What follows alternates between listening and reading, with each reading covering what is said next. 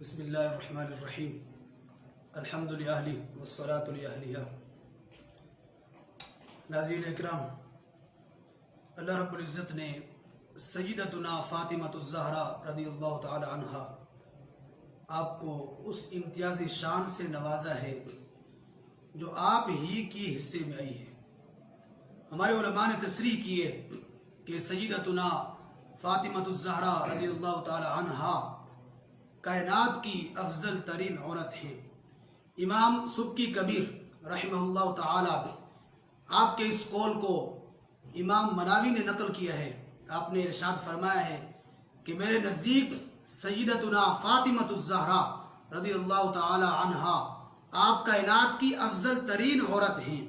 اور امام مناوی نے ساتھ میں یہ بھی فرمایا ہے کہ محققین نے امام سبکی کی اتباع کی ہے۔ اسی طرح دیگر کتب میں دیگر علماء نے جیسے امام جلال الدین سیوطی آپ نے بھی فرمایا ہے کہ سیدتنا فاطمہ الزہرا رضی اللہ تعالی عنہا آپ کا مقام یہ ہے کہ ہم دلائل کی روشنی میں یہ کہتے ہیں کہ سیدتنا فاطمہ الزہرا کائنات کی افضل ترین عورت ہیں، حتیٰ کہ سیدہ عائشہ صدیقہ رضی اللہ تعالی عنہا اور اپنی والدہ ماجدہ سیدتنا خدیجہ الکبریٰ رضی اللہ تعالی عنہا اور حتیٰ کہ سیدہ مریم علیہ السلام آپ سے بھی افضل ہیں، یعنی سیدہ فاطمہ کائنات کی افضل ترین عورت ہیں۔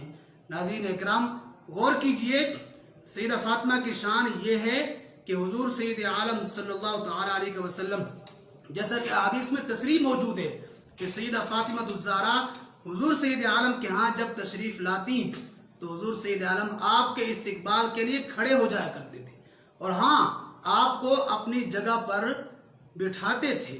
اور سیدتنا فاطمہ الزہرا رضی اللہ تعالی عنہا آپ کی شان یہ ہے کہ آپ سیرت اور کردار میں، آپ گفتار میں رسول اللہ صلی اللہ تعالی علیہ وسلم کے بالکل مشابہ تھی، جس کی شان یہ ہو آج کئی ناسبی فکر کے لوگ ان کی طرف خطا کی نسبت کر رہے ہیں۔ آج ان کے ماں باپ کی طرف اگر خطا کی نسبت کی جائے تو آگ بگولا ہو جاتے ہیں۔ میری اس امی کو کچھ نہ کہو جو لوری دیتے وقت بھی یہ کہتی تھی، خدا کی قسم یہ میں نے اپنی امی جان کی زبان سے بارہا سنا، علی نام سونا۔ آج جس مرکز میں وہ سوئی ہیں کروڑوں رحمتیں برسیں صبح و شام ہر گھڑی میں ان پر۔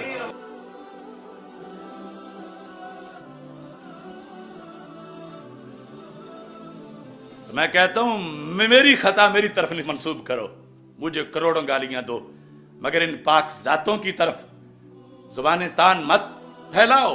جگر گوشہ مصطفیٰ سیدتنا فاطمہ الزہرا رضی اللہ تعالی عنہا آپ کی طرف مطلق خطا کی نسبت کرتے ہوئے بھی انہیں شرم نہیں آتی۔ کاش جب خطا کی نسبت وہ کر رہا تھا ناسبی ملا اس سے پہلے وہ مر جاتا، اس کی زبان گم ہو جاتی۔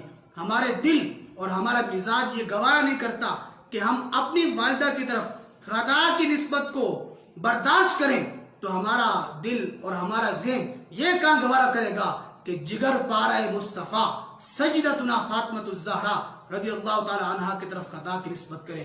یقیناً یہ ظلم عظیم ہے اور اس کی سزا انہیں کیا ملی ہے۔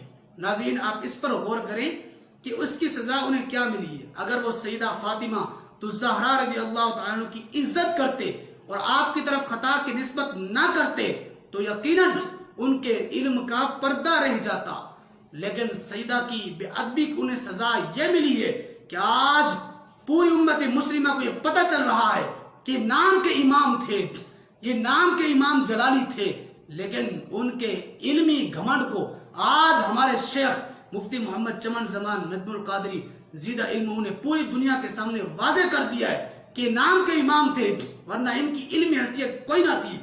اگر انہیں واقعی علم کی حقیقت سے آشنائی ہوتی تو کبھی سیدہ کی طرف خطا کی نسبت نہ کرتے۔ اس لیے آج وہ اپنی ان کمزوریوں کو چھپانے کے لیے ہمارے شیخ مفتی محمد چمن زمان ندم القادری آپ کی ایسی غلطیاں نکال رہے ہیں جو ان کی جہالت کو واضح کر رہی ہے۔ اس کی ایک مثال آپ کے سامنے میں پیش کروں گا کہ ہمارے شیخ مفتی محمد چمن زمان نجم القادری زید علمہ، آپ نے ایک حدیث پڑھی تھی جو مشکات میں موجود ہے اور دیگر کتب حدیث میں موجود ہے. حضور سید عالم صلی اللہ تعالی علیہ وسلم نے ارشاد فرمایا، ید اللہ علی الجماعت ومن شذ شذ فی النار. آپ نے یہ حدیث پڑھی اور آصف اشرف کی ذریت سے ایک شخص ہے جس کا نام شاید عمران ہے، اس نے کہا من شذ شذ فی النار. دیکھو یہ مولوی کیسے اعتماد کے ساتھ پڑھ رہا ہے، اس کو یہ نہیں پتا کہ شذ نہیں ہوتا شذ ہوتا ہے. کتنے کانفیڈنس سے یہ پڑھ رہا تھا من شذ شذ فی النار، لیکن اس موصوف کو فعل مجہول کا بھی پتہ نہیں ہے. من شذ شذ فی النار نہیں ہے حضرت صاحب، من شذ شذ فی النار ہے. یقیناً تو نے یہ جملے بول کر مفتی صاحب کی غلطی نہیں نکالی، اپنی جہالت کو ظاہر کیا ہے. اس لیے کہ تو یہ تو کہتا ہے ہمیں اپنے امام نے، تیرا ہی امام ہے، وہ ہمیں بخاری پڑھاتا ہے تو 15 شروع ساتھ رکھ کے پڑھاتا ہے. میں تجھے یہ کہوں گا کہ 7 شروع کو رکھنا نہیں ہوتا، انہیں کھول کے کبھی پڑھنا بھی ہوتا ہے. اگر تو نے شروحات کو کبھی کھول کے پڑھا ہوتا تو کبھی مفتی صاحب کی یہ غلطی نہ نکالتا. اب میں تجھے بتاتا ہوں کہ دوسرا شذ ہے یہ شذ ہے. شارحین حدیث نے جو اس حدیث کا معنی بیان کیا ہے اس سے ہی واضح ہو جاتا ہے کہ من شذ شذ فی النار.